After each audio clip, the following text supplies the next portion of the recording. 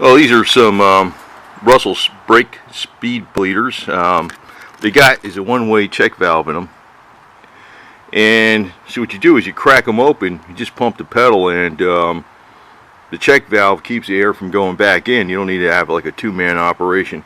Now, what I do is I put a board and I jam it up between the pedal and the seat in here. And a lot of times that works, but and I'm not sure what the hell the deal is. I got brakes on the first shot, but my brake light is on and it was off. I did get it off for a while and I was bleeding them some more up front and the light came back on, so I'm figuring there's a slight air pocket in the back someplace. So if this doesn't get it out, I'm gonna say to hell with it, because it's got brakes on the first shot. There might be something wrong with the sensor on the proportioning valve. So I already changed the light on the switch on the emergency brake light already. Now these also comes with these caps, and you definitely want to put these caps on here because you don't want dirt getting inside here. You don't want to get dirt in here anyway, but it's not so bad when you don't have a check valve. But if you got dirt inside here, moisture or corrosion, and then the check valve doesn't work, then you know it's gonna be screwed up. So, but these are strictly for the G body, and that's the part number 678 El Camino or Malibu, or I guess Buick Regal, Olds Cutlass 78. I guess 78 to 86. I know Camaros are different around this year. I know the earlier ones are a little different, but that's the part number for 1978 El Camino G body. 639520 Russell speed bleeders. They're 8mm. So pull out our little 8mm here. We'll get this thing. We'll install them and see how it works out. Well, it's installed. The stupid brake light's still on, but I got full pedal. First shot. I don't know what the deal is. It's kind of weird. Somebody asked me to hear the car around the back here. Sounds like I'm gonna rev it up a couple times.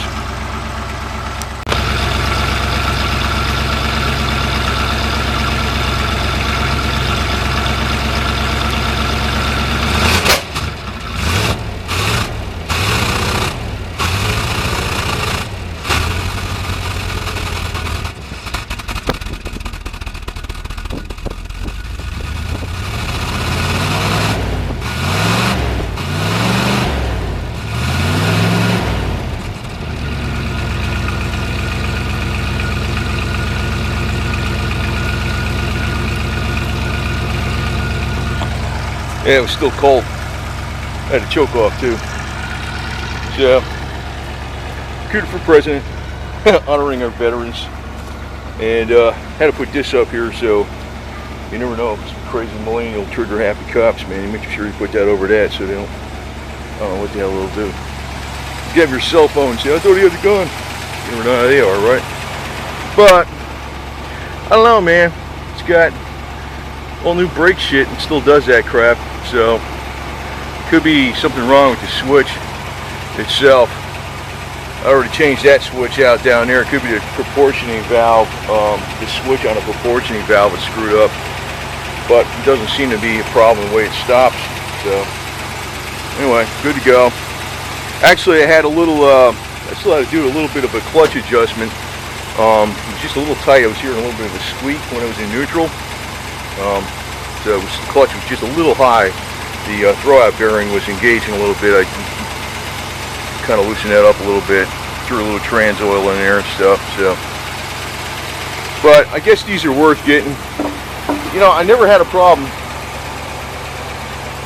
bleeding the brakes myself, but I was like, well, what the hell's the deal with this damn thing, man? I just can't. I'm thinking I'm gonna make sure, because I know the front lines are really short. I mean, you're going from there to there. I mean, there's not much air to get out. Sometimes going all the way from here to back there. Shit, I bled them about 15, 20 times at least.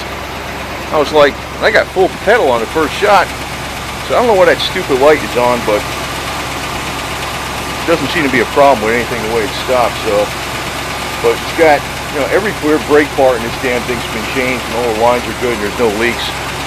So, I guess it's the problem with the switch on the proportioning valve or some crap. This thing's warming up now.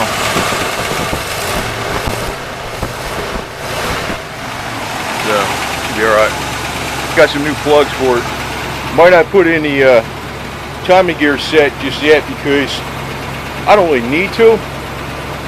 But, you know, I was almost thinking about, you know, you got a little tick in there, a lifter tick. I might change the cam. I might change that cam in there. Get rid of that shit. So like if I hold off on it and say I feel, you know, I got all my other projects done, I might do that later on. So, you know, I'll regret just putting the timing chain in there and leaving that cam lifter tick. But it's more work, you know. You got to take off the intake manifold. You got to take out the radiator, the grill, because you got to pull the cam through the front. You got to loosen up all the rockers and stuff. You know, take all the push rods out, take the lifters out. There's more work involved. It's not like an extreme amount of work, but it's a lot more work than just changing out the timing chain. And I don't think, and this guy rebuilt the motor. I know he didn't put nylon TLT gear, timing gear on the top. That's usually what breaks on these damn things. Not the chain. The nylon, the gear on a cam gear, that usually is what breaks on them. The teeth wear out. They put them on there because it makes the engine slightly quieter, but it's also a hell of a lot less durable. It's stupid. I don't know why they do that, you know, from the factory. But the aftermarket ones are all steel teeth, so I know that's what it's got in there, so I don't think the chain's going to break.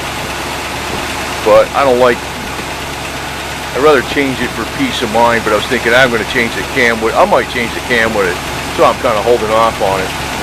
I don't feel like doing the cam right now, you know, so, but it's roadworthy, nothing's wrong with it really, good to go.